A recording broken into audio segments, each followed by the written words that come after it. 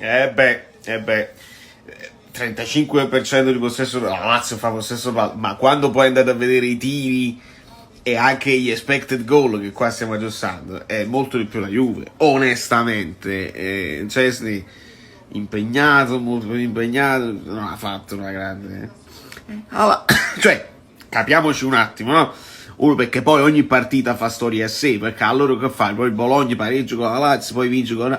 ogni partita a sé. Però la Lazio mi sembrava ancora sfilacciata contro di noi.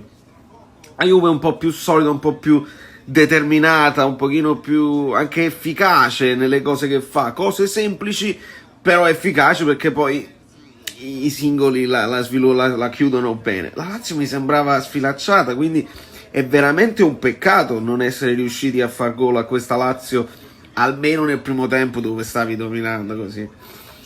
Maluccio.